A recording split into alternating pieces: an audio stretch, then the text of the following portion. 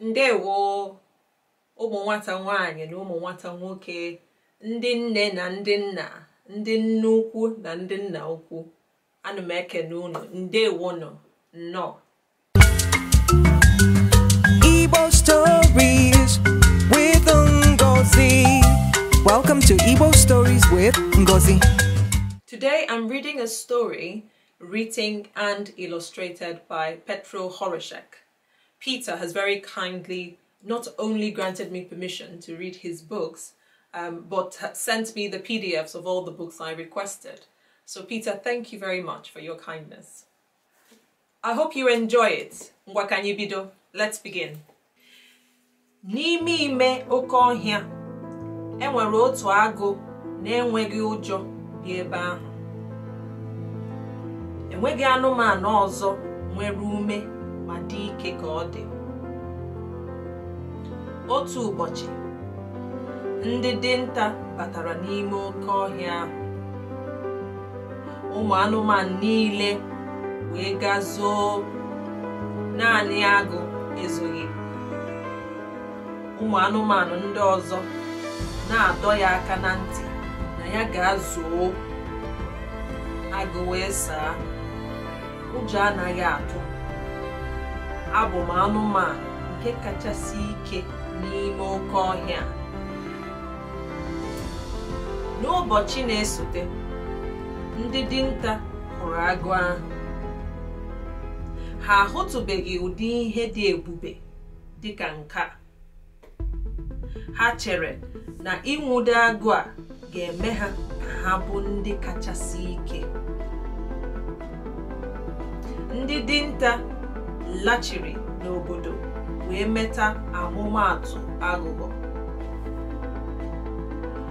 Oge ha lachitere n'ime oke ọhịa ahụ, ha dị ọtụtụ ugbu a. Ha wetara akwa eji agba ọnya. N'oge eteghị aka, ha nwụdoro agụ. A kpọrọ ya wee gawa n'obodo ka mmadụ niile wee hụ ya anya. Edebere agụ n'ime ụlọ igwe. Ndị mmadụ si ebe dị anya abịa ele ya. O juru ndị mmadụ anya ịhụ ihe dị ukwuu na ihe dị ike dịka agụ. Agụ na-ele ndị mmadụ ahụ anya site na ụlọ igwe ahụ ọ nọ. Obi adịghị ya mma chaa.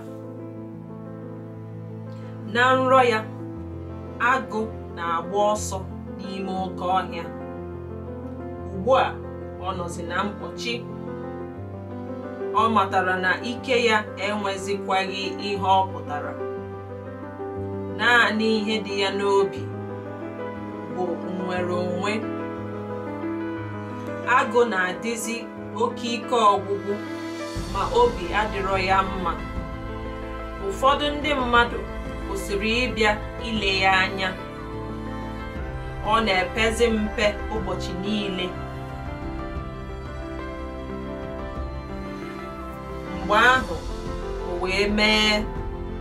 Otu abalị, agụ chọpụtara na ọ nwere ike ịpịpụta n'ụlọ igwe ahụ. Ya ka o mere.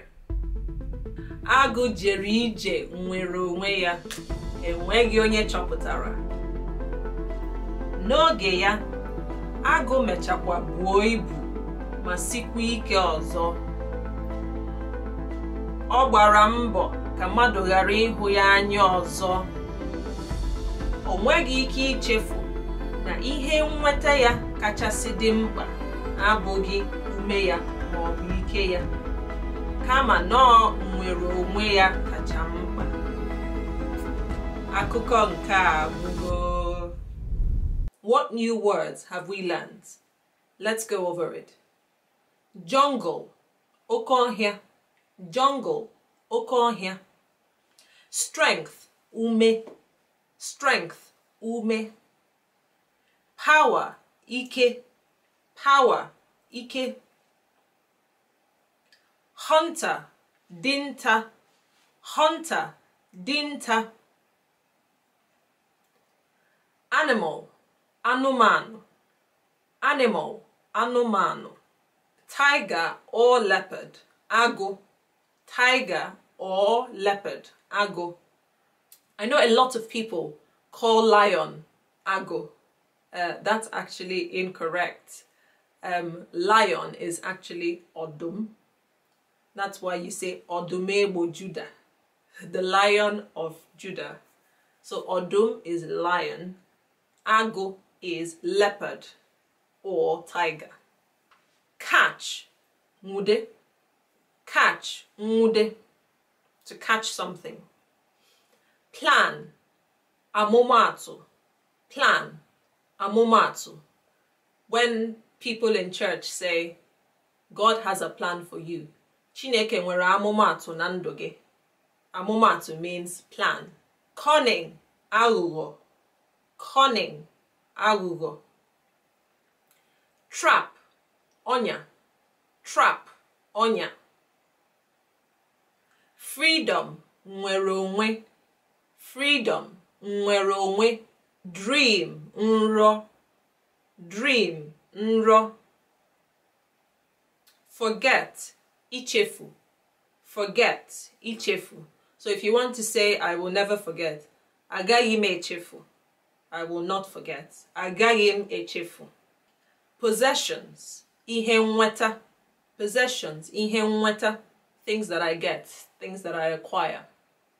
Important, mkpa, ịdị mkpa, it's important, ọ dị mkpa, mkpa is important. That's the end of today's story. I hope you've enjoyed it, and I hope that you've learned a new word today. Until next time, nyagaziarunu. Bye-bye.